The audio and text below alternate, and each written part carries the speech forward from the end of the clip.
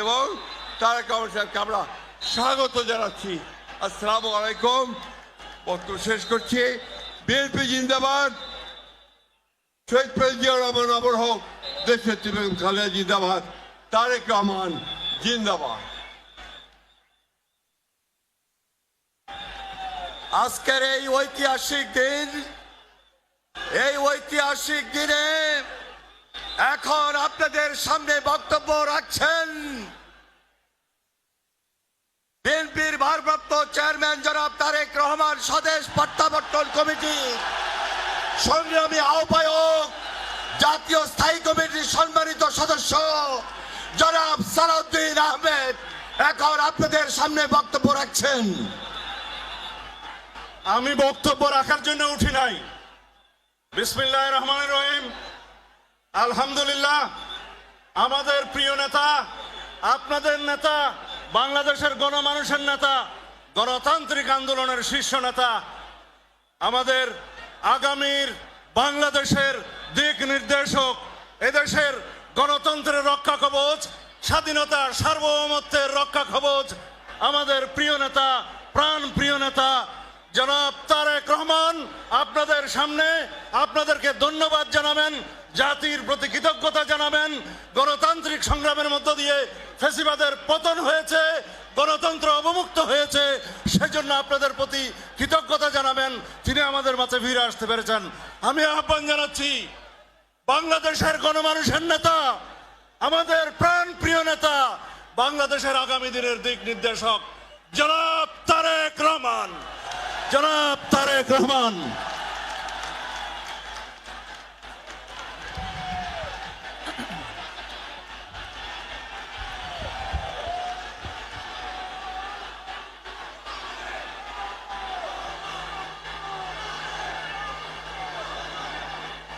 বিসমিল্লাহির রহমানির রহিম।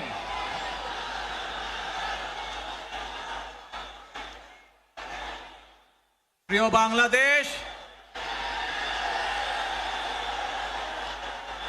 উপস্থিত প্রিয় মুরব্বীবর্গ, মঞ্চে উপস্থিত জাতীয় নেতৃবৃন্দ,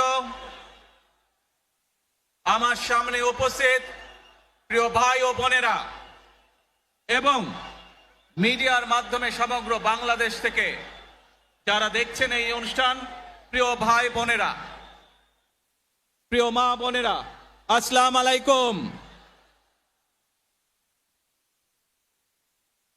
প্রিয় ভাই বোনেরা, আজ প্রথমেই আমি রাব্বুল আলামিনের দরবারে হাজারো লক্ষ কোটি শুকরিয়া জানাতে চাই। রাব্বুল আলামিনের অশেষ রহমতে আজ আমি আমার প্রিয় মাতৃভূমিতে ফিরে আসতে পেরেছি আপনাদের দোয়ায়। আপনাদের মাঝে প্রিয় ভাই বোনেরা,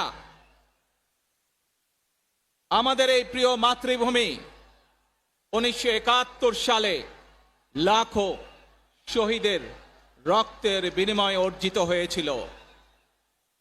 ঠিক একইভাবে 75-এ আবার 7ই নভেম্বর আধিপত্যবাদীদের হাত থেকে রক্ষার জন্য সেদিন সিপাহী জনতার বিপ্লবের মাধ্যমে আধিপত্যবাদের হাত থেকে দেশকে রক্ষা করা হয়েছিল। একইভাবে পরবর্তীতে 90-এ স্বৈরাচারের বিরুদ্ধে এদেশের জনগণ, এদেশের খেটে খাওয়া মানুষ তাদের গণতান্ত্রিক অধিকারকে ছিনিয়ে এনেছিল। কিন্তু তারপরেও ষড়যন্ত্রকারীদের ষড়যন্ত্র থেমে থাকেনি।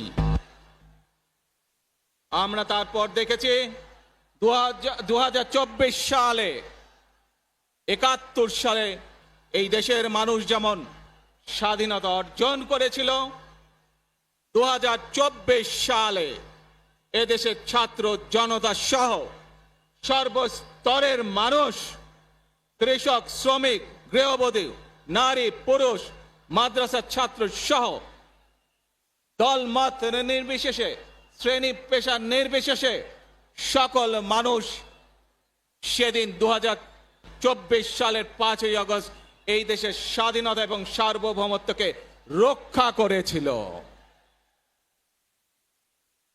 প্রিয় ভাই বোনেরা, আজ বাংলাদেশের মানুষ কথা বলার অধিকার ফিরে পেতে চায়। তারা তাদের গণতান্ত্রিক অধিকার ফিরে পেতে চায়। বাংলাদেশের মানুষ চায় তারা তাদের যোগ্যতা অনুযায়ী ন্যায্য অধিকার পাবে। প্রিয় ভাই বোনেরা, আজ আমাদের সময় এসেছে সকলে মিলে দেশ গড়ার। এই দেশে যেমন পাহাড়ের মানুষ আছে, এই দেশে একইভাবে সমতলের মানুষ আছে। এই দেশে মুসলমান, বৌদ্ধ, খ্রিস্টান, হিন্দু সহ বিভিন্ন ধর্মের মানুষ বসবাস করে। আমরা চাই সকলে মিলে এমন একটি বাংলাদেশ গড়ে তুলব আমরা, যেই বাংলাদেশের স্বপ্ন একজন মা দেখেন, অর্থাৎ একটি নিরাপদ বাংলাদেশ আমরা গড়ে তুলতে চাই। যে বাংলাদেশে একজন নারী, একজন পুরুষ, একজন শিশু যেই হোক না কেন নিরাপদে ঘর থেকে বের হলে নিরাপদে ইনশাআল্লাহ ঘরে আবার ফিরে আসতে পারে। প্রিয় ভাই বোনেরা,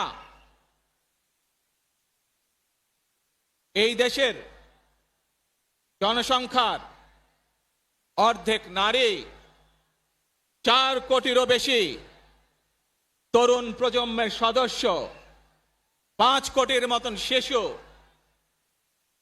40 লক্ষের মতন প্রতিবন্ধী মানুষ রয়েছেন, কয়েক কোটি কৃষক শ্রমিক রয়েছেন। এই মানুষগুলোর একটি প্রত্যাশা আছে এই রাষ্ট্রের কাছে, এই মানুষগুলোর একটি আকাঙ্ক্ষা আছে এই দেশের কাছে। আজ আমরা সকলে যদি ঐক্যবদ্ধ হই, আজ আমরা যদি সকলে প্রতিজ্ঞাবদ্ধ হই, তাহলে আমরা এই লক্ষ কোটি মানুষের সেই প্রত্যাশাগুলো পূরণ করতে পারি ইনশাআল্লাহ। প্রিয় ভাই বোনেরা, 71 সালে আমাদের শহীদরা নিজের জীবন উৎসর্গ করেছিলেন এই রকম একটি বাংলাদেশ গঠনের জন্য। বিগত 15 বছর স্বৈরাচারের বিরুদ্ধে শত শত হাজারো গুম খুনের শিকার হয়েছে শুধু রাজনৈতিক দলের সদস্য নয়, নিরীহ মানুষের প্রতিবাদ করতে গিয়ে অত্যাচার নির্যাতনের শিকার হয়েছে, জীবন দিয়েছে। 2024 সাল মাত্র সেদিনের ঘটনা। কিভাবে আমরা দেখেছি আমাদের তরুণ প্রজন্মের সদস্যরা কিভাবে নিজের জীবন উৎসর্গ করেছে দেশের এই স্বাধীনতা এবং সার্বভৌমত্বকে রক্ষা করার জন্য।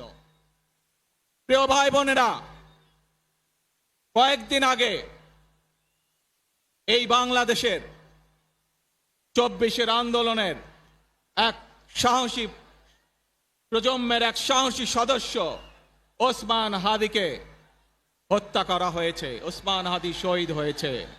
প্রিয় ভাই বোনেরা, ওসমান হাদি চেয়েছিল এই দেশের মানুষের জন্য গণতন্ত্র প্রতিষ্ঠিত হোক, এই দেশের মানুষের গণতান্ত্রিক অধিকার প্রতিষ্ঠিত হোক, এই দেশের মানুষ তাদের গণতান্ত্রিক এবং অর্থনৈতিক অধিকার ফিরে পাক।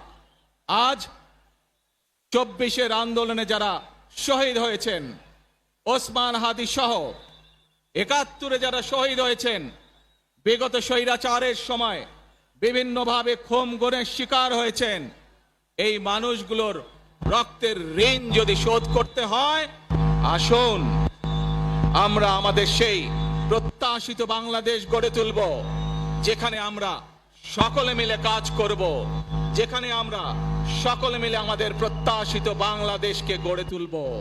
প্রিয় ভাই বোনেরা, বিভিন্ন আধিপত্যবাদ শক্তির গুপ্তচরেরা বিভিন্নভাবে ষড়যন্ত্রে এখন লিপ্ত রয়েছে। আমাদেরকে ধৈর্যশীল হতে হবে, আমাদেরকে ধৈর্য ধারণ করতে হবে। বিশেষ করে তরুণ প্রজন্মের যে সদস্যরা আছেন, আপনারাই আগামী দিন দেশকে নেতৃত্ব দিবেন, দেশকে গড়ে তুলবেন। এই দায়িত্ব তরুণ প্রজন্মের সদস্যদেরকে আজ গ্রহণ করতে হবে, যাতে করে এই দেশকে আমরা সুন্দরভাবে গড়ে তুলতে পারি। শক্ত ভিত্তির উপরে, গণতান্ত্রিক ভিত্তি, শক্তিশালী অর্থনৈতিক ভিত্তির উপরে যাতে এই দেশকে আমরা গড়ে তুলতে পারি। প্রিয় ভাই বোনেরা, আমার সাথে আজকে মঞ্চে এখানে বহু জাতীয় নেতৃবৃন্দ বসে আছেন। আসুন আজকে আমরা দুহাত তুলে আল্লাহর দরবারে দোয়া করে আল্লাহর রহমত আমরা চাই। যে সকল জাতীয় নেতৃবৃন্দ এই মঞ্চে আছেন, মঞ্চের বাইরে যে সকল জাতীয় আরো নেতৃবৃন্দ আছেন, আমরা সকলে মিলে এই দেশকে নেতৃত্ব দিয়ে আমাদের বাংলাদেশের জনগণের প্রত্যাশিত সেই বাংলাদেশকে আমরা গড়ে তুলতে চাই। আমাদেরকে যে কোনো মূল্যে আমাদেরকে এই দেশের শান্তি শৃঙ্খলা রক্ষা করতে হবে। যে কোনো উস্কানির মুখে আমাদেরকে ধীর শান্ত থাকতে হবে। প্রিয় ভাই বোনেরা, আমরা দেশের শান্তি চাই, আমরা দেশের শান্তি চাই, আমরা দেশের শান্তি চাই।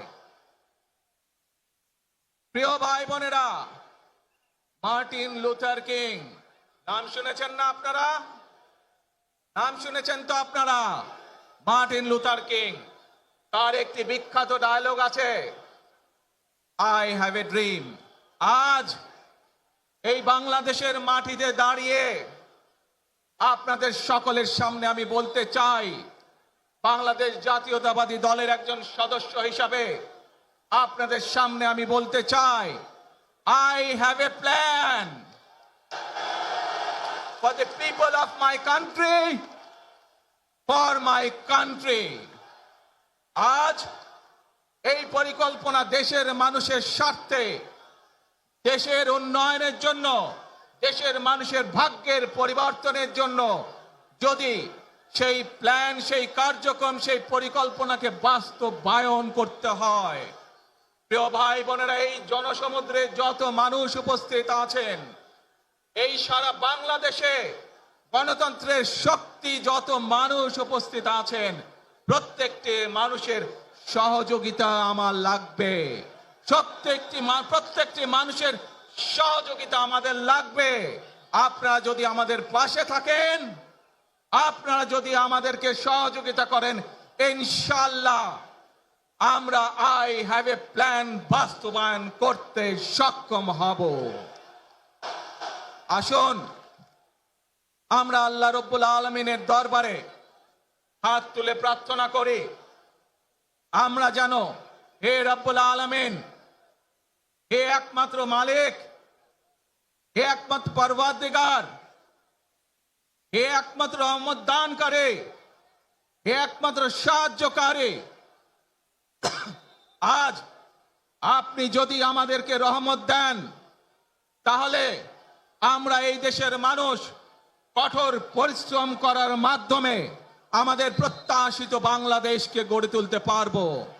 আজ যদি আল্লাহর রহমত এই দেশ এবং এই দেশের মানুষের পক্ষে থাকে, আল্লাহর সাহায্য, আল্লাহর দয়া এই দেশের মানুষের উপরে, এই দেশের উপরে থাকে, ইনশাআল্লাহ আমরা আমাদের প্রত্যাশিত বাংলাদেশ গড়ে তুলতে সক্ষম হব। প্রিয় ভাই বোনেরা, আজ আসুন আমরা সকলে মিলে প্রতিজ্ঞা করি, আমরা সকলে মিলে প্রতিজ্ঞা করি যে ইনশাআল্লাহ আগামী দিনে দেশ পরিচালনার দায়িত্বে যারা আসবে, আমরা সকলে নবী করিম সাল্লাল্লাহু আলাইহি সাল্লামের যে ন্যায়পরায়ণতা, সেই ন্যায়পরায়ণতার আলোকে আমরা দেশ পরিচালনার সর্বোচ্চ চেষ্টা করব। প্রিয় ভাই বোনেরা, আজ আপনারা জানেন এখান থেকে আমি আমার মা দেশনেত্রী খালেদা জিয়ার কাছে যাব। একটি মানুষ, যে মানুষটি এই দেশের মাটি, এই দেশের মানুষকে নিজের জীবনের থেকেও বেশি ভালোবেসেছেন, তার সাথে কি হয়েছে আপনারা প্রত্যেকটি মানুষ সে সম্পর্কে অবগত আছেন। সন্তান হিসাবে আপনাদের কাছে আমি চাইবো আজ আল্লাহর দরবারে আপনারা দোয়া করবেন যাতে আল্লাহ ওনাকে তৌফিক দেন, উনি যাতে সুস্থ হতে পারেন। প্রিয় ভাই বোনেরা, সন্তান হিসাবে আমার মন আমার মায়ের বিছানার পাশে পড়ে আছে সেই হাসপাতালের ঘরে, কিন্তু সেই মানুষটি যাদের জন্য জীবনকে উৎসর্গ করেছে, অর্থাৎ আপনারা এই মানুষগুলোকে যাদের জন্য দেশনেত্রী খালেদা জিয়া জীবন উৎসর্গ করেছেন নিজের জীবন, সেই মানুষগুলোকে আমি কোনোভাবেই ফেলে যেতে পারি না। এবং সেজন্যই আজ হাসপাতালে যাবার আগে আপনাদের প্রতি সহ টেলিভিশনগুলোর মাধ্যমে যারা সমগ্র বাংলাদেশে আমাকে দেখছেন, আপনাদের সকলের কাছে কৃতজ্ঞতা প্রকাশ করার জন্য আজ আমি এখানে দাঁড়িয়েছি আপনাদের সামনে। প্রিয় ভাই বোনেরা, আসুন আমাদেরকে আজকে নিশ্চিত করতে হবে আমরা যে ধর্মের মানুষ হই, আমরা যে শ্রেণীর মানুষ হই, আমরা যে দলেরই রাজনৈতিক দলের সদস্য হই অথবা একজন নির্দলীয় ব্যক্তি হই, আমাদেরকে নিশ্চিত করতে হবে যে কোনো মূল্যে আমরা আমাদের এই দেশের শান্তি শৃঙ্খলাকে ধরে রাখতে হবে।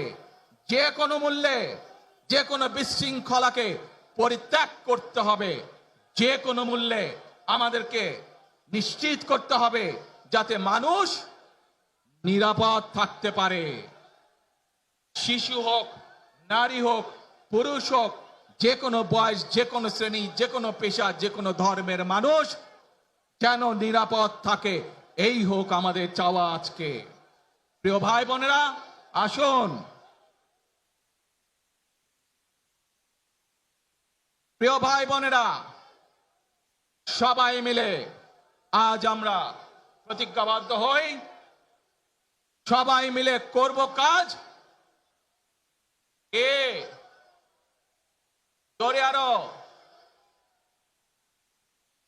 সবাই মিলে করব কাজ, ধর্মমদের বাংলাদেশ। ইনশাআল্লাহ আপনাদের সকলের কাছে দোয়া আছে, আবারও সকলকে যে কোনো মূল্যে দেশে শান্তি শৃঙ্খলা রক্ষার আহ্বান জানিয়ে যে কোনো বিশৃঙ্খলাকে পরিহার করে ধৈর্যের সাথে মোকাবেলা করার আহ্বান জানিয়ে আমার বক্তব্য শেষ করছি। আবারও আপনাদের কাছে কৃতজ্ঞতা প্রকাশ করছি আজকে আমাকে এইভাবে বরণ করে নেওয়ার জন্য। আল্লাহ হাফেজ। বাংলাদেশ জিন্দাবাদ, বাংলাদেশ জাতীয়তাবাদী দল জিন্দাবাদ। আসসালামু আলাইকুম।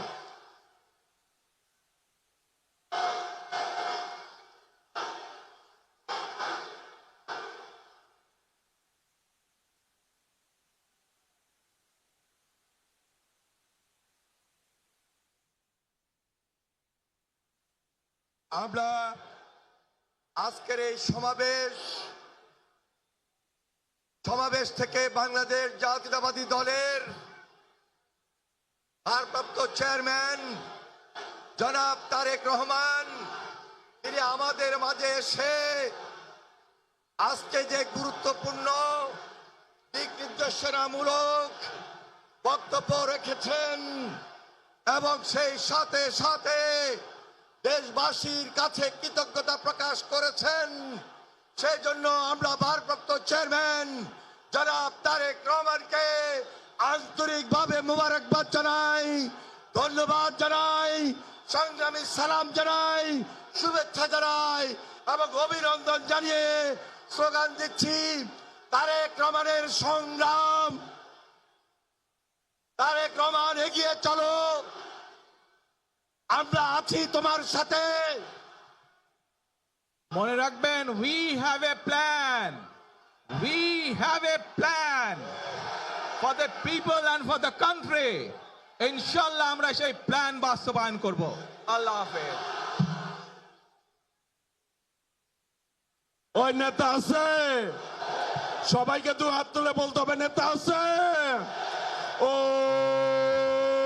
সেই নেতা তারেক রহমান, তারেক রহমান। রহমান তারেক রহমান তারেক রহমান তারেক রহমান তারেক রহমান তারেক রহমান তারেক রহমান তারেক রহমান তারেক রহমান তারেক রহমান তারেক রহমান তারেক রহমান তারেক। কিছুক্ষণ আগেই বক্তব্য শেষ করেছেন বিএনপির ভারপ্রাপ্ত চেয়ারম্যান তারেক রহমান। দীর্ঘ একটি বক্তব্য তিনি দিয়েছেন এবং সবাইকে ঐক্যবদ্ধ থাকার তিনি আহ্বান জানিয়েছেন, যে কোনো পরিস্থিতিতে ধৈর্য সহকারে মোকাবেলার আহ্বান জানিয়েছেন এবং নিরাপদ বাংলাদেশ গড়ে তুলতে সবাইকে রহমান তারেক রহমান তারেক রহমান তারেক রহমান। প্রিয় সমাবেশ, আমাদের ভলান্টিয়ার প্লাস দলীয় ত্যাগী নেতা কর্মীর প্রতি উদাত্ত আহ্বান। ভারপ্রাপ্ত চেয়ারম্যান জনাব তারেক রহমান এই মুহূর্তে মঞ্চ থেকে তিনি নেমেছেন এবং সরাসরি এবারকার হসপিটালে যাবেন। রাস্তার দুই পারে আপনারা যেখানে আছেন আপনারা যাওয়ার ক্ষেত্রটা তৈরি করে দিবেন। আমি বিনয়ের সঙ্গে আপনাদেরকে অনুরোধ করছি, আপনারা সবাই ভারপ্রাপ্ত চেয়ারম্যান জনাব তারেক রহমান এখনই এবারকার হসপিটালে যাবেন। এবারকার হসপিটালে যাওয়ার ক্ষেত্রে আপনাদের আন্তরিকতা, আপনাদের সহযোগিতা বিশেষভাবে প্রয়োজন। আমরা আজকে সারা বাংলাদেশ থেকে যারা এসেছেন, দূর দূরান্ত থেকে বিভিন্ন ইউনিট, সাধারণ মানুষ, উৎসুক জনতা, বিএনপির ভারপ্রাপ্ত চেয়ারম্যান বক্তব্য শেষ করেছেন। এখন তিনি এভার কেয়ার হাসপাতালে যাবেন, যেখানে তার মা সাবেক প্রধানমন্ত্রী বেগম খালেদা জিয়া চিকিৎসাধীন অবস্থায় রয়েছেন। তার শারীরিক অবস্থা স্থিতিশীল রয়েছে। গত কয়েকদিন আগেই তার মেডিকেল বোর্ডের সদস্যরা ব্রিফিং করে জানিয়েছেন। এখন তিনি মঞ্চ থেকে নামার চেষ্টা করছেন। নেতাকর্মীদের ভিড় রয়েছে, নিরাপত্তা বাহিনীর সদস্যরা নেতাকর্মীদের জায়গা করে দেওয়ার জন্য তিনি বারবার অনুরোধ জানাচ্ছেন। আর তারেক রহমান তার যে বক্তব্য তিনি দিয়েছেন, তিনি বলেছেন যে সব ধর্মের মানুষ নিয়ে একটি নিরাপদ বাংলাদেশ তিনি গড়তে চান। যে কোনো ধরনের আধিপত্যবাদী ষড়যন্ত্র সেটি তিনি মোকাবেলা করেই সবাইকে এগিয়ে যেতে হবে। একজন মা যেমন স্বপ্ন দেখেন নিরাপদ বাংলাদেশের, সেরকম নিরাপদ বাংলাদেশ গড়তে হবে। তরুণরাই দেশের নেতৃত্ব দেবেন, কঠিন পরিশ্রমের মাধ্যমেই দেশকে গড়ে তোলার তিনি প্রত্যয় ব্যক্ত করেছেন এবং তিনি বলেছেন যে সবাই মিলে করব কাজ, গড়ব মোদের বাংলাদেশ, এই স্লোগানটি তিনি দিয়েছেন। দেশে ফিরে রাজস্বিক সংবর্ধনা তিনি পেয়েছেন। যারা তাকে সংবর্ধনা দিয়েছেন নেতাকর্মীদের তিনি ধন্যবাদ জানিয়েছেন, শুভেচ্ছা জানিয়েছেন এবং তার যে রাষ্ট্রনায়কোচিত ঐতিহাসিক প্রত্যাবর্তন সেটি আমরা প্রত্যক্ষ করলাম এবং তারেক রহমান যেটি বলেছেন যে সময় এসেছে সবাই মিলে একটি নিরাপদ ঐক্যবদ্ধ বাংলাদেশ গড়া। আর সবাই মিলে যদি ঐক্যবদ্ধ হয় তাহলে দেশের মানুষের প্রত্যাশা পূরণ করা সম্ভব। এর আগে আমরা দেখেছিলাম যে বিএনপির ভারপ্রাপ্ত চেয়ারম্যান তারেক রহমান যখন লন্ডন থেকে সিলেট হয়ে হযরত শাহজালাল আন্তর্জাতিক বিমানবন্দরে নামলেন, বিমানবন্দরে নেমেই তিনি টেলিফোনে প্রধান উপদেষ্টার সঙ্গে কথা বলেছেন এবং তার নিরাপত্তা সহ সার্বিক ব্যবস্থায় তদারকি করার জন্য, সহযোগিতা করার জন্য প্রধান উপদেষ্টাকে তিনি ধন্যবাদ জানিয়েছেন। একই সঙ্গে প্রধান উপদেষ্টাও তাকে স্বাগত জানিয়েছেন দেশে প্রত্যাবর্তনের জন্য। একই সঙ্গে জামায়াতের আমিরও সপরিবারে দেশে আসায় তারেক রহমানকে সাধুবাদ জানিয়েছেন এবং অন্য যে দলের নেতারাও কিন্তু তারেক রহমানকে স্বাগত জানিয়ে, শুভেচ্ছা জানিয়ে বিভিন্ন সামাজিক যোগাযোগ মাধ্যমে পোস্ট দিয়েছেন, কেউ মন্তব্য করেছেন। লাখ লাখ মানুষ 36 জুলাই এক্সপ্রেসওয়ের যে সংবর্ধনা মঞ্চে এখন অপেক্ষা করছিল তারেক রহমানের কে এক নজর দেখার জন্য। প্রিয় নেতা, তিনি 17 বছর 3 মাস নির্বাসিত জীবনের অবসান ঘটিয়ে দেশে ফিরেছেন। দেশে ফিরেই তিনি খালি পায়ে বাংলার মাটির স্পর্শ নিয়েছেন, একই সঙ্গে মাটির সুধা তিনি হাতে মেখেছেন। এবং এরপরেই আমরা দেখেছি যে তিনি একটি বাসে ওঠেন, বিশেষ বুলেট প্রুফ বাস বলা হচ্ছে সেই বাসটিকে, এবং এই বাসটিকে ব্র্যান্ডিং করা হয়েছিল লাল সবুজের আদলে। এই বাসটিকে তৈরি করা হয়েছিল, ব্র্যান্ডিং করা হয়েছিল। সেই বাসে চড়েই তিনি বিমানবন্দর থেকে জুলাই 36 এক্সপ্রেসওয়ে 300 ফিটে আসেন। এবং এই সময়টুকু, অর্থাৎ বিমানবন্দর থেকে 300 ফিটের সংবর্ধনা মঞ্চে আসার পথটুকুতেই সময় লেগে যায় প্রায় 3 ঘন্টা। এবং 3 ঘন্টার এই সময়টি আমরা দেখেছি যে তিনি যখন বিমানবন্দর থেকে রাস্তা দিয়ে আসছিলেন এবং রাস্তার দুই ধারে হাজার হাজার নেতাকর্মী তাকে স্বাগত জানাতে অপেক্ষা করছিলেন, তাকে হাত নেড়ে শুভেচ্ছা জানিয়েছেন। তারেক রহমানও বাসের ঠিক সামনে ড্রাইভিং সিটের ঠিক পাশেই দাঁড়িয়ে, দরজার গেটে দাঁড়িয়ে তিনি নেতাকর্মীদের অভিবাদন গ্রহণ করেছেন এবং তিনি শুভেচ্ছা জানিয়েছেন। এখন আপনারা দেখতে পাচ্ছেন যে তারেক রহমান মঞ্চ থেকে নামার অপেক্ষা করছেন, কারণ নেতাকর্মীরাদের প্রচণ্ড ভিড় সামনে, এবং সেই ভিড় ঠেলে তাকে সামনে এগিয়ে যেতে হবে। নিরাপত্তা বাহিনীর সদস্যরা যথেষ্ট চেষ্টা করছেন যে তার বের হওয়ার পথটুকু যেন সুগম করা যায়, পথটুকু যেন ফাঁকা করা যায়, সেই চেষ্টাই করছেন নিরাপত্তা বাহিনীর সদস্যরা। বিজিবি সদস্যরা রয়েছেন, দলের স্বেচ্ছাসেবকরা রয়েছেন, সিএসএফ সদস্য, চেয়ারপারসন সিকিউরিটি ফোর্স, যেটি বিএনপির নিজস্ব নিরাপত্তা বাহিনী, নিরাপত্তা সদস্যরা তারাও কিন্তু রয়েছেন।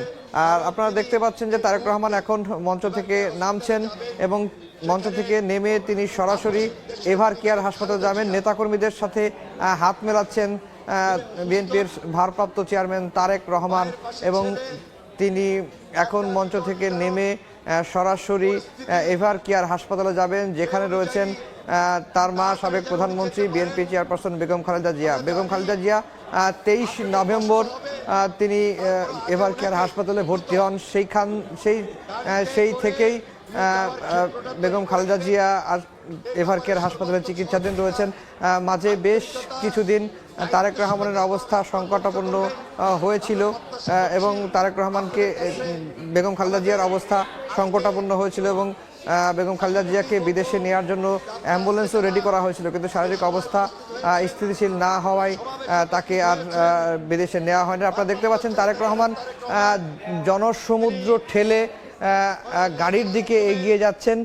নেতাকর্মীদের বেষ্টনী রয়েছে, সিএসএফ সদস্যদের বেষ্টনী রয়েছে, তারপরেও নেতাকর্মীদের যে ঢল, সেই ঢলের কারণে তাকে যেতে কিছুটা বেগ পেতে হচ্ছে। আপনারা দেখতে পাচ্ছেন যে মানব ঢাল তৈরি করা হয়েছে তারেক রহমানের জন্য। নিরাপত্তা বাহিনীর সদস্যরা যেমন রয়েছেন, একই সঙ্গে দলীয় নেতাকর্মীরাও কিন্তু রয়েছেন তারেক রহমানের গাড়ি পর্যন্ত যাওয়ার যে পথটি, সেই পথটি মসৃণ করার জন্য। আপনারা দেখতে পাচ্ছেন যে বাসে করে তারেক রহমান বিমানবন্দর থেকে সভা মঞ্চে এসেছিলেন, ঠিক সেই বাসে গিয়েই তারেক রহমান উঠেছেন। নেতাকর্মীদের প্রচণ্ড ভিড়, এবং সেই ভিড় ঠেলেই তারেক রহমান বাসে উঠলেন এবং এই বাসটি এখন যাবে এভার কেয়ার হাসপাতালে। সেখানে রয়েছেন চিকিৎসাধীন তার মা বেগম খালেদা জিয়া, তার মায়ের পাশে তিনি দেখা করবেন। আর তারেক রহমানের এই ঐতিহাসিক স্বদেশ প্রত্যাবর্তনকে কেন্দ্র করে 2-3 দিনের, আজকে থেকে মোট 3 দিনের কর্মসূচি ঘোষণা করা রয়েছে বিএনপির তরফ থেকে। আগামী কালকে বাদ জুমা শহীদ প্রেসিডেন্ট জিয়াউর রহমান দলের প্রতিষ্ঠাতা তার মাজারে যাবেন, সেখানে দোয়া মোনাজাত করবেন তারেক রহমান। এরপরে কালকেই তিনি সাভার জাতীয় স্মৃতিসৌধে যাবেন 71-এর বীর শহীদদের শ্রদ্ধা জানাতে। এরপরে এরপরে রোববারের কর্মসূচি আমরা যতটুকু, শনিবারের কর্মসূচি আমরা যতটুকু জেনেছি যে তিনি নির্বাচন কমিশনে যাবেন, তার ভোটার হতে গেলে বা জাতীয় পরিচয়পত্রের যে আনুষ্ঠানিকতা রয়েছে সেটি তিনি করবেন। এরপরে তিনি আসবেন বিপ্লবী শহীদ শরীফ ওসমান হাদির কবর জিয়ারত তিনি করবেন। শরীফ ওসমান হাদির কবর জিয়ারত করার পরে অথবা নির্বাচন কমিশনের যে ভোটার হওয়ার যে কার্যক্রম সেখান থেকেই তিনি পঙ্গু হাসপাতালে যাবেন। সেখানে জুলাই গণ অভ্যুত্থানে আহতদের অনেকেই এখনও চিকিৎসাধীন রয়েছেন, তাদের খোঁজ খবর নেবেন। সেখান থেকেই হয়তো ঢাকা বিশ্ববিদ্যালয়ের যে কেন্দ্রীয় জামে মসজিদ রয়েছে, মসজিদের পাশে জাতীয় কবি কাজী নজরুল ইসলামের কবরের পাশেই জুলাই গণ অভ্যুত্থানের অন্যতম বিপ্লবী, আধিপত্যবাদ বিরোধী অন্যতম কণ্ঠস্বর শরীফ ওসমান হাদির কবর জিয়ারত করবেন তারেক রহমান। সেই কর্মসূচিটি কিন্তু রয়েছে। আপনারা দেখতে পাচ্ছেন যে তারেক রহমান এখন যে বাসে করে তিনি বিমানবন্দর থেকে এই জুলাই 36 এক্সপ্রেসওয়েতে এসেছেন, সেই বাসেই তিনি উঠে বসেছেন। নেতাকর্মীদের ভিড় রয়েছে এবং আইন শৃঙ্খলা বাহিনীর সদস্যরাও কিন্তু রয়েছেন। সেটি আমরা দেখতে পাচ্ছি যে এখন এই বাসটি এভার কেয়ার হাসপাতালে যাবে। সেখানে চিকিৎসাধীন রয়েছেন বেগম খালেদা জিয়া, তারেক রহমানের মা।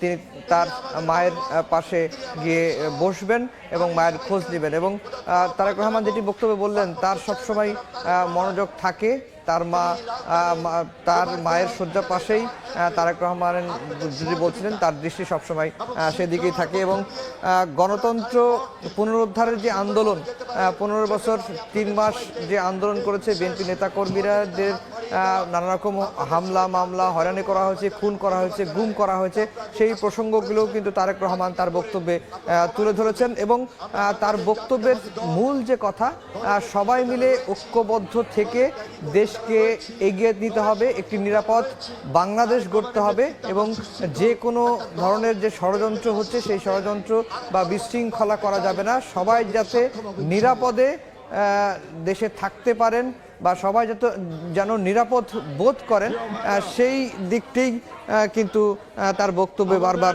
তুলে ধরেছেন। আপনারা দেখতে পাচ্ছেন যে তারেক রহমান আবারও বাসের ঠিক সামনে দাঁড়িয়ে আছেন, যেখানে দাঁড়িয়েই তিনি বিমানবন্দর থেকে জুলাই 36 এক্সপ্রেসওয়ে 300 ফিটের সংবর্ধনা মঞ্চে তিনি এসেছিলেন এবং তিনি এখন অপেক্ষা করছেন যে রাস্তাটুকু নেতাকর্মীদের ভিড় বা জটলা বা গাড়ির সামনে যে জটলা একটু কমে গেলে তিনি গাড়ি চলতে শুরু করবে। বিএনপির ভারপ্রাপ্ত চেয়ারম্যান তারেক রহমান 2007 সালের 7 মার্চ মনির রোডের বাসভবন থেকে গ্রেফতার করা হয় তাকে। 111-এর সময় তিনি গ্রেফতার হন এবং গ্রেফতার হওয়ার পরে তার উপর অমানসিক নির্যাতন করা হয় এবং তারেক রহমান কাঠগড়ায় দাঁড়িয়ে সে সময় আদালতে বলেছিলেন যে তাকে 24 ঘন্টার মধ্যে 18 ঘন্টা তাকে চোখ বেঁধে নির্যাতন করা হয়েছিল। এরপরে তিনি বলেছেন যে এই যে অমানসিক নির্যাতনে তার মেরুদণ্ডের হাড় ভেঙে দেওয়া হয় এবং এরপরে আমরা দেখেছি যে 18 মাস তিনি কারাভোগ করেছেন। 18 মাস কারাভোগ করার পরে তিনি 2008 সালের 11 সেপ্টেম্বর চিকিৎসার জন্য লন্ডনে যান। এরপরে 17 বছর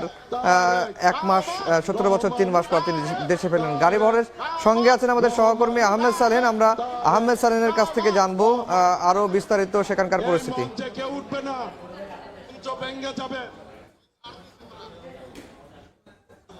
এই মঞ্চ থেকে উঠবে না, মঞ্চ ভেঙে যাবে, দয়া করে নেমে যান।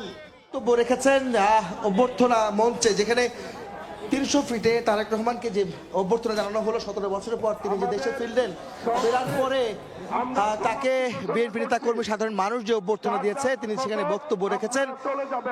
সেখান থেকে তিনি এখন যাচ্ছেন এভারকেয়ার হাসপাতালে, যেখানে তার মা অর্থাৎ বিএনপি চেয়ারপারসন বেগম খালেদা জিয়া তিনি হাসপাতালে ভর্তি আছেন অসুস্থ অবস্থায়। গত 23 নভেম্বর থেকে এই এভারকেয়ার হাসপাতালে তিনি ভর্তি আছেন, অর্থাৎ 1 মাসের বেশি সময় ধরে তিনি হাসপাতালে ভর্তি এবং এখন এই মুহূর্তে তিনি আইসিইউতে আছেন। চিকিৎসকদের নিবিড় পর্যবেক্ষণে রয়েছেন। তাকে মূলত দেখার জন্য তারেক রহমান এখন তারেক রহমান ইতিমধ্যে এখন এই মুহূর্তে তিনি এভারকেয়ার হাসপাতাল থেকে যাচ্ছেন।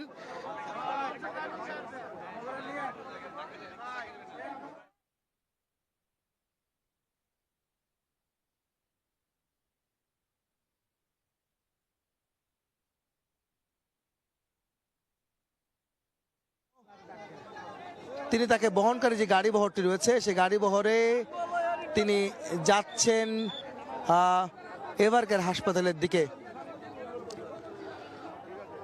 যদি বলতে হয় তারেক রহমানের যে প্রোটোকলে যে গাড়িগুলি রয়েছে নিরাপত্তায় নিয়োজিত,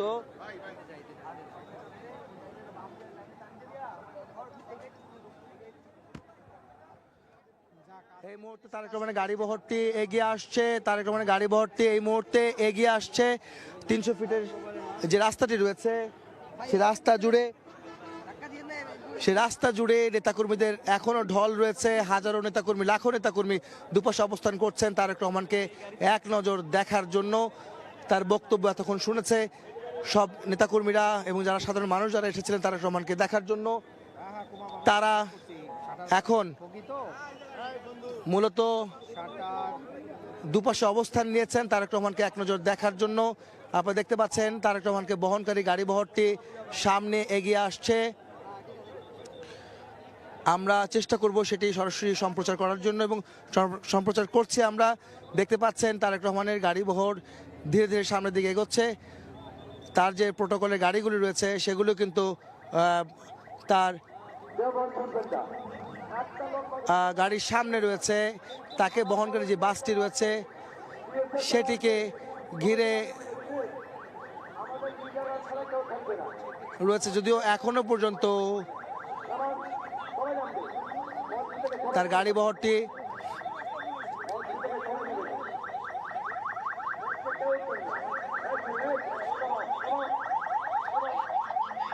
র্যাব, পুলিশ, সেনাবাহিনী, বিজেপির নিরাপত্তার চাদরে ঢাকা তার গাড়ি বহরটি, যে গাড়ি বহর ঘিরে নেওয়া হচ্ছে।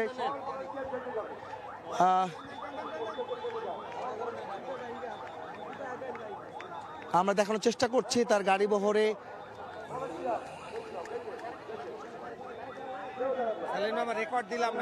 আমরা দেখতে পাচ্ছি তারেক রহমানের বহনকারী গাড়ি বহরটি ধীরে ধীরে সামনের দিকে এগিয়ে আসার চেষ্টা করছে। নেতাকর্মীরা দুপাশে অবস্থান নিয়েছে, যারা মূলত এই নিরাপত্তায় নিয়োজিত আছেন। গাড়ি বহরটি সামনে এগোতে কষ্ট হচ্ছে নেতাকর্মীদের ভিড়ের কারণে, কেননা এত বছর পর তার নেতাকর্মী তাদের নেতাকে এতদিন পর দেখছেন, সে কারণে বেশ দেরি হচ্ছে তার এই মঞ্চ থেকে বেরিয়ে এসে গাড়িতে উঠে রাস্তাতে পার হয়ে এভারকেয়ারের দিকে যাওয়ার যে রাস্তাটি সেটি কিছুটা বিলম্বিত হচ্ছে। আপনারা দেখতে পাচ্ছেন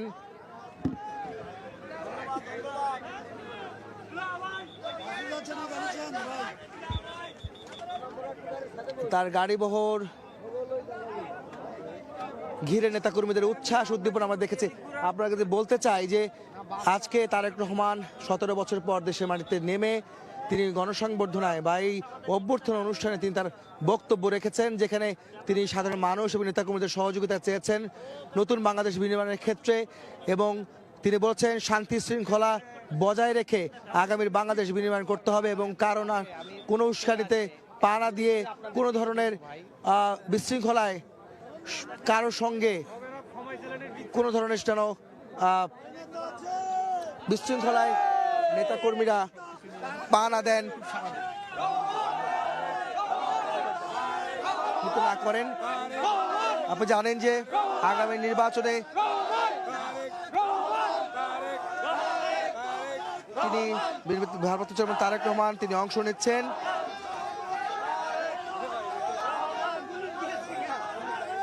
তিনি বলেন ৭১-এর স্বাধীনতা এসেছিল, ২৪-এ সার্বভৌম রক্ষা করেছিল দেশবাসী, সবাই মিলে দেশ গড়ার একটি সুযোগ তৈরি হয়েছে। সবাইকে আবারও সেই কথা স্মরণ করে দিয়ে সবার প্রতি আহ্বান জানান, দেশবাসীর প্রতি আহ্বান জানান তারেক রহমান যেন সবাই সে সহযোগিতা করেন এবং সব ধরনের সব মানুষ মিলে সকলে মিলে নিরাপদ বাংলাদেশ গড়ে তুলতে চান তিনি।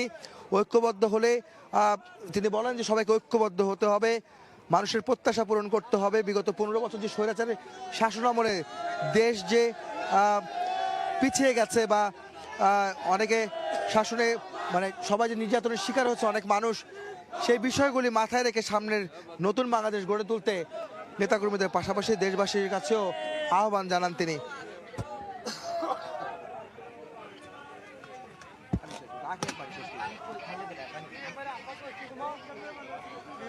তিনি বলেন আধিপত্যবাদ শক্তি এখনো সক্রিয় আছে, ষড়যন্ত্র মোকাবেলা সবাইকে ধৈর্য ধরে এগিয়ে যেতে হবে। যে কোনো মূল্যে দেশে শান্তি শৃঙ্খলা বজায় রাখার জন্য দেশবাসী এবং নেতাকর্মীদের প্রতি অনুরোধ জানান তারেক রহমান। তার বক্তব্য তিনি প্রায় 10 মিনিটের বেশি বা বেশ কিছু বক্তব্য রাখেন এবং বক্তব্য রেখে এখন তিনি তার মায়ের কাছে যাচ্ছেন, অর্থাৎ তিনি তার মা বিএনপি চেয়ারপারসন বেগম খালেদা জিয়া, সাবেক প্রধানমন্ত্রী বেগম খালেদা জিয়া, যিনি দীর্ঘদিন যাবৎ প্রায় এক মাসের বেশি সময় ধরে এভারকেয়ার হাসপাতালে ভর্তি আছেন অসুস্থ অবস্থায়। তাকে এক নজর দেখার জন্য, তার অসুস্থ মাকে দেখার জন্য তারেক রহমান এখন যাচ্ছেন এভারকেয়ার হাসপাতালে।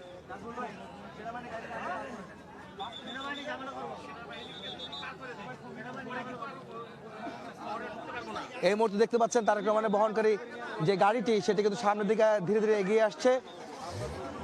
নিরাপত্তার চাদরে আছে সেই পুরো এলাকাটি।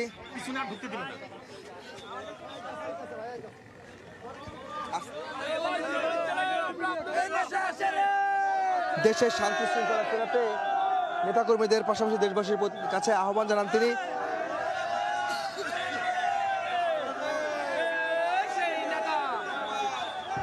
একদম আটকে যাও।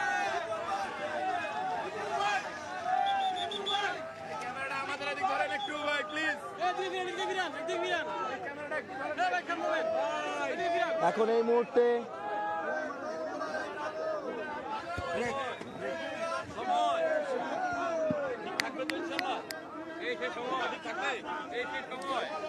তারেক রহমান তিনি এখানে বক্তব্য রেখে নেতাকর্মীদের শান্তি শৃঙ্খলা বজায় রাখতে এবং কোন রকমের কারো ফাঁদে পা না দিতে অনুরোধ জানিয়েছেন এবং দেশবাসীকে আগামী বাংলাদেশ বিনির্মাণের ক্ষেত্রে অবদান রাখতে, ভূমিকা রাখতে সবাইকে ঐক্যবদ্ধ হওয়ার আহ্বান জানান তারা। তিনি বলেন যে তার এই প্রত্যাবর্তন এর মাধ্যমে তিনি জনগণকে তার প্রতিদান দিতে চান, যে কারণে দেশের মানুষের কাছে তিনি কাজ করতে চান। আপনারা জানেন যে তাকে বহনকারী গাড়ি বহরটি ইতিমধ্যে খুব কাছাকাছি রয়েছে। আপনারা দেখছেন তার গাড়ি বহরটি নেতাকর্মীরা ঘিরে রেখেছেন, যে কারণে সামনের দিকে এগোতে কিছুটা বেগ পেতে হচ্ছে।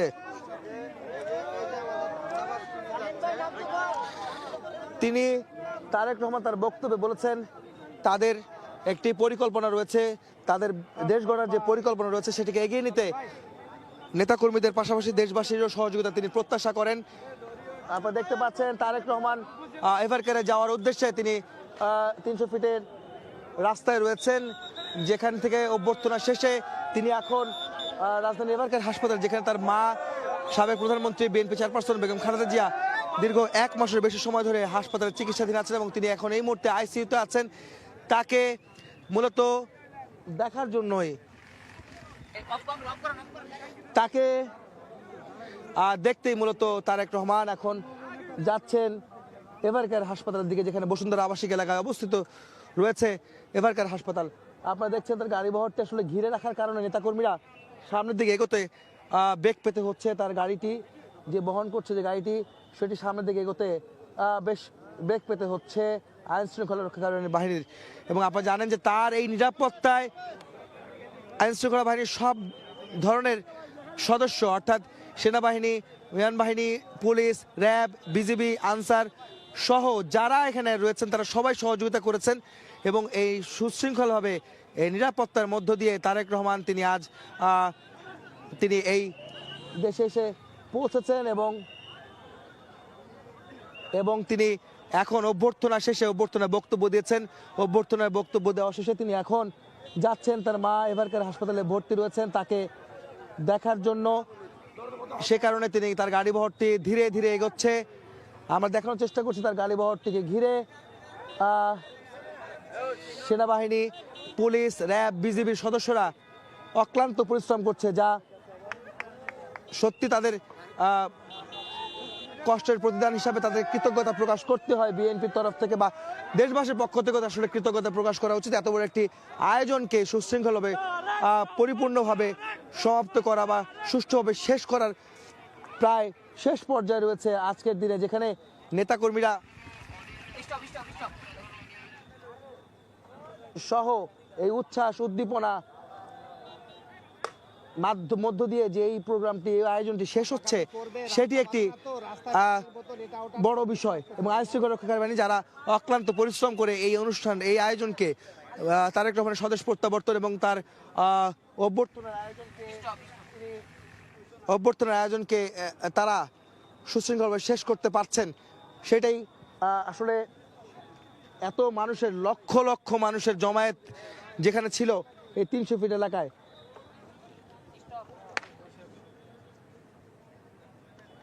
আপনারা দেখতে পাচ্ছেন সেনাবাহিনীর গাড়ি বহর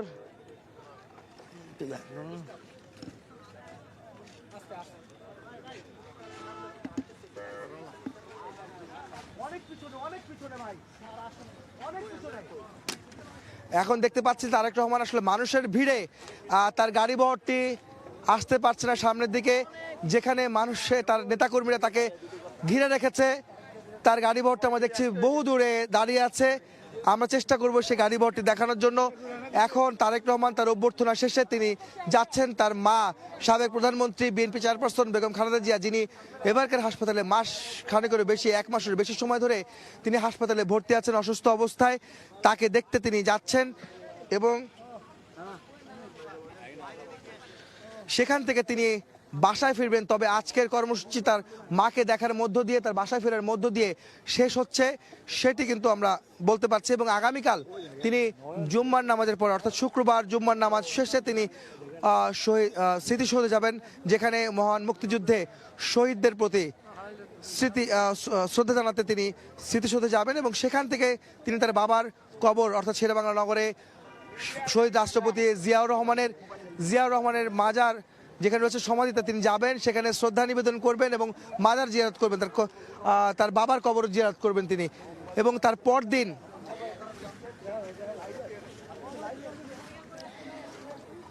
পরদিন তিনি যে কর্মসূচি রয়েছে বিএনপির তরফ থেকে আমাদেরকে জানানো হয়েছে, আগামী পরশু অর্থাৎ শনিবার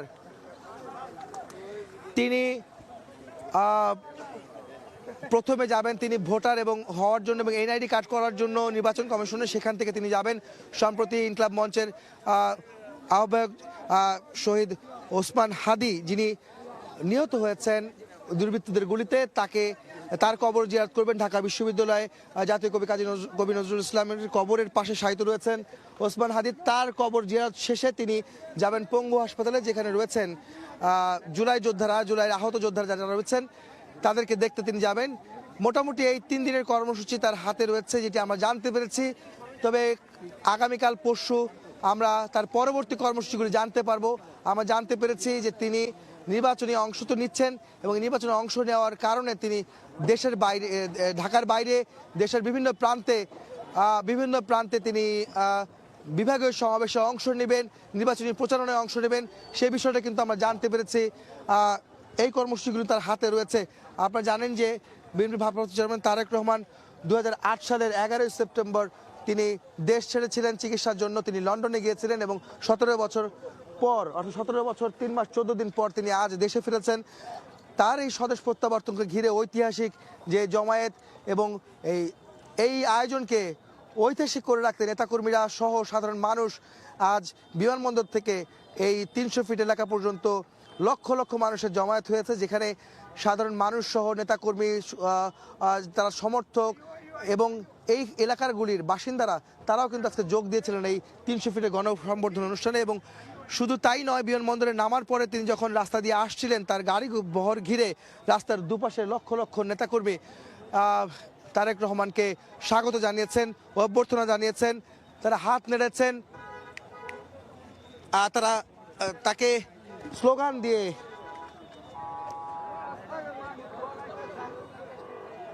আমরা গাড়িগুলো ছেড়ে দিই,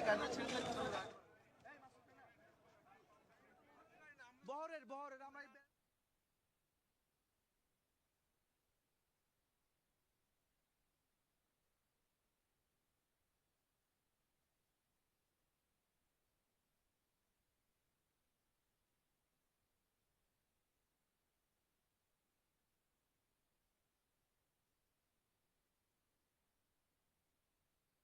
এবারকার হাসপাতালের দিকে যাবে, সেটি কিন্তু দেখা যাচ্ছে।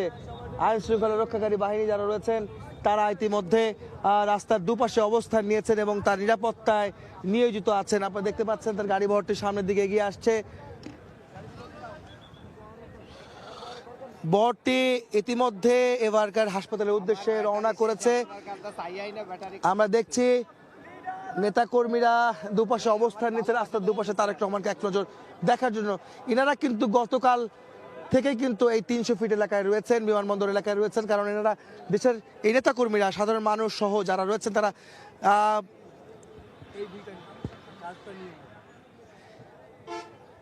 তারা মূলত তিনি এই লোকগুলো, এই মানুষগুলো আসলে গত 2 থেকে 3 দিন যাবৎ এই ঢাকা রাজধানীমুখী হচ্ছেন। তারা শুধু তাদের নেতা তারেক রহমানকে এক নজর দেখার জন্য এবং তার বক্তব্য শোনার জন্য, তাকে অভ্যর্থনা জানানোর জন্য এবং এই দিনটিকে স্মরণীয় করে রাখতে, ঐতিহাসিক দিন হিসাবে স্মরণীয় করে রাখতে আজকে তারা লক্ষ লক্ষ মানুষের জমায়েত তারা সৃষ্টি করেছেন এই বিমানবন্দর থেকে 300 ফিট এলাকা পর্যন্ত। আমরা দেখতে পাচ্ছি যে এখনো পর্যন্ত সমাবেশ অভ্যর্থনা অনুষ্ঠান শেষ হয়ে গেলেও এখনো লক্ষ লক্ষ মানুষ রাস্তার দুপাশে অবস্থান নিয়েছেন। এই নিরাপত্তা যে প্রোটোকল আছে তার গাড়ি বহরকে ঘিরে, সেটি কিন্তু সামনে এগোতে পারছে না, অনেক কিছু। দেখতে পাচ্ছেন যে তার নিরাপত্তায় পুলিশ, র্যাব, বিজিবি, সেনাবাহিনী, একই সঙ্গে তার সিএসএফ সদস্য অর্থাৎ বিএনপি চেয়ারপারসনের সিকিউরিটি ফোর্সের সদস্যরাও কিন্তু এই বহরে রয়েছেন এবং নিরাপত্তা দিচ্ছেন তারেক রহমানকে বহনকারী গাড়ি বহরটিকে ঘিরে। আপনারা দেখতে পাচ্ছেন এই গাড়ি বহর ঘিরে যে উচ্ছ্বাস উদ্দীপনা নেতাকর্মীদের, সাধারণ মানুষের মধ্যে, সেটি কিন্তু বলার অপেক্ষা রাখে না। গত 2 দিন যাবৎ এই 300 ফিট এলাকায় এই নেতাকর্মীরা এসেছেন। তারা শীতের মধ্যেও এই এলাকায় ছিলেন।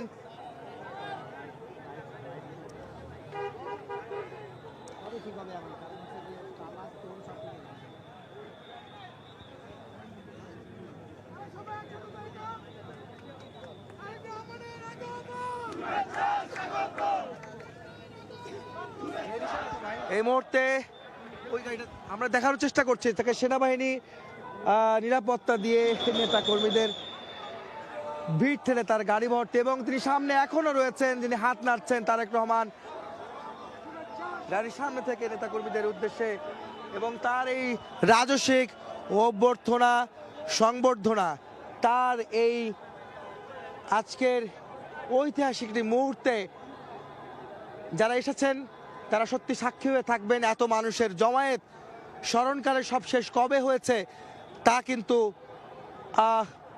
কেউ বলতে পারবেন বলে সন্দেহ রয়েছে। এখানে যে লক্ষ লক্ষ মানুষের আজ জমায়েত, সেটি সেখানে দেখতে পাচ্ছেন গাড়ি বহর ঘিরে নিরাপত্তা, নেতাকর্মীদের উচ্ছ্বাস, একই সঙ্গে দুপাশ রাস্তা জুড়ে মানুষের অবস্থান, তাকে হাত নেড়ে স্লোগান দিয়ে নেতাকর্মীরা বিএনপির ভারপ্রাপ্ত চেয়ারম্যান তারেক রহমানকে স্বাগত জানাচ্ছেন, অভ্যর্থনা জানাচ্ছেন, যিনি 17 বছর পর রাজধানী ঢাকায় অর্থাৎ বাংলাদেশের মাটিতে পা রেখেছেন। আজকে সকালে বিএনপির ভারপ্রাপ্ত চেয়ারম্যান তারেক রহমান সকাল 11:40-এ তিনি প্লেন থেকে তার যে বহনকারী ফ্লাইটটি সেটি হযরত শাহজালাল আন্তর্জাতিক বিমানবন্দরে অবতরণ করে, এবং একই সঙ্গে তার অবতরণের পর তিনি বেশ কিছু সময় সেখানে কাটান, অর্থাৎ তার নেতাকর্মীরা এবং তার পরিবারের সদস্যরা তাকে অভ্যর্থনা জানান, তাকে স্বাগত জানান বাংলাদেশে।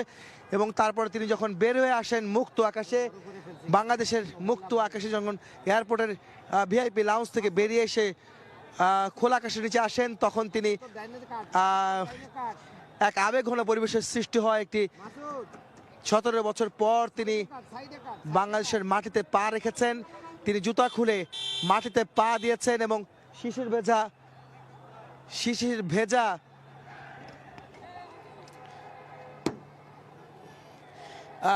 ভেজা ঘাসে তিনি পা দিয়েছেন এবং একই সঙ্গে তিনি সেই মাটি ধরেছেন। এক মুঠো মাটি তিনি হাতে নিয়েছেন। এতগুলো বছর পরে তার এই আগমন এবং তার যে আবেগ বাংলাদেশের মানুষের প্রতি, তার যে ভালোবাসা, সেটি আজ আবারও তিনি প্রমাণ দিলেন। এবং তার যে আকাঙ্ক্ষা তৈরি হয়েছিল এতগুলো বছর জুড়ে, সে আকাঙ্ক্ষা আজ পূরণ হচ্ছে। তার আকাঙ্ক্ষা আজ তিনি পূরণ করেছেন এবং সাধারণ মানুষের আকাঙ্ক্ষাও আজ পূরণ হয়েছে। এই মানুষের যে তার যে আসলে বাংলাদেশে যে ফিরে আসার যে আকাঙ্ক্ষা ছিল, সেটি আজ তিনি পূরণ করেছেন। আপনারা দেখতে পাচ্ছেন তারেক রহমানকে আমরা একটু দেখানোর চেষ্টা করব। আপনারা দেখতে পাচ্ছেন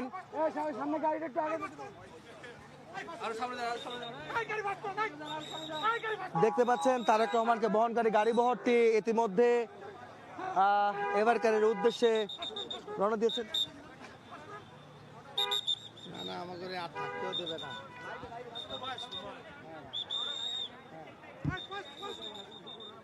তারেক রহমানের গাড়ি বহর এবং তিনি সামনে থেকে হাত নাড়ছেন এবং দেখতে পাচ্ছেন নেতাকর্মীরা তার দুপাশে অবস্থান নিয়েছেন। আপনারা দেখতে পাচ্ছেন এখনো পর্যন্ত লক্ষ লক্ষ মানুষ, হাজার হাজার মানুষ তারা রাস্তায় অবস্থান নিয়ে তাদের নেতাকে এক নজর দেখার জন্য অপেক্ষা করছে। আমরা বারবার বলছি এই কারণে এই কথাটি যে তাকে দেখার জন্যই তো আজ এত আয়োজন, তাকে তার কথা শোনার জন্য এত আয়োজন, তাকে অভ্যর্থনা জানাতেই এত আয়োজন, যে কারণে মানুষ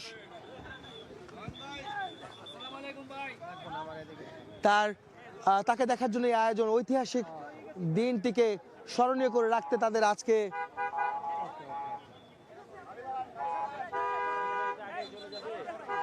তাদের আয়োজনকে না না না দেখতে পাচ্ছেন তারেক রহমান কে ঘিরে নেতাকর্মীদের উচ্ছ্বাস কিন্তু এখনো শেষ হয়নি।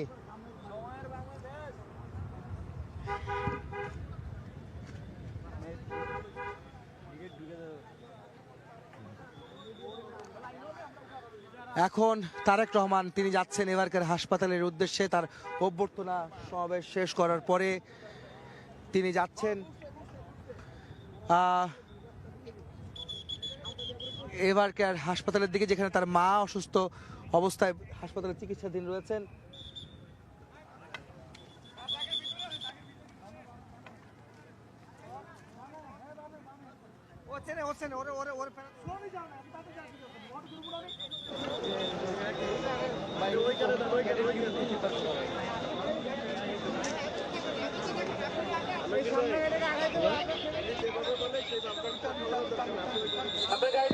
রহমানকে ঘিরে তার গাড়ি বহরটি ঘিরে রেখেছেন আইন শৃঙ্খলা রক্ষাকারী বাহিনীরা, বিশেষ করে সেনাবাহিনী তাকে নিরাপত্তা দিচ্ছে এবং দুপাশে সাধারণ মানুষের ভিড় দেখছেন।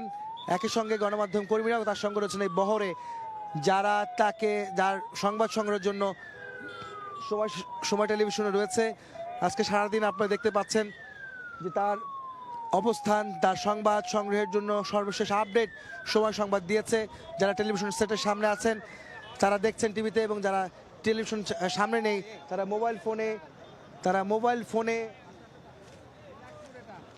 মোবাইল ফোনের মাধ্যমে সময়ের ইউটিউব চ্যানেলে দেখতে পাচ্ছেন তারেক রহমানের এই আজকের স্বদেশ প্রত্যাবর্তন 17 বছর পর। এবং তিনি তার অভ্যর্থনাকে কেন্দ্র করে যেই তার চলাচলের পথ, অভ্যর্থনা এবং তার মাকে দেখতে যাওয়ার যে রাস্তা জুড়ে নেতাকর্মীদের উচ্ছ্বাস উদ্দীপনা তৈরি হয়েছে, তার জন্য সেই সংবাদ কিন্তু আমরা দেখানোর চেষ্টা করছি।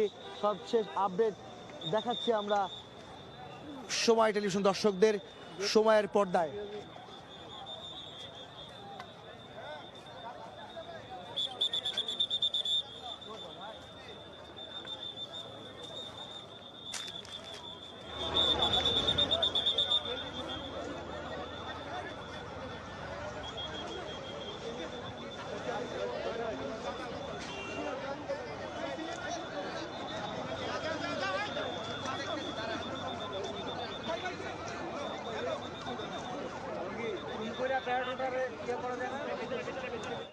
এই মুহূর্তে তারেক রহমানের বহনকারী গাড়ি বহরটি ইতিমধ্যে এবারকার হাসপাতালের দিকে যাচ্ছে।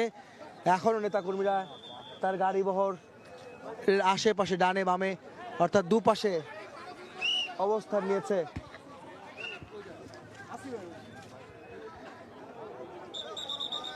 গাড়ি বহর ঘিরে অবস্থান নিয়েছেন এবং তারেক রহমান হাত নেড়ে সবাইকে উচ্ছ্বাস উদ্দীপনার মধ্যে যে তাদের অভ্যর্থনা তিনি গ্রহণ করছেন।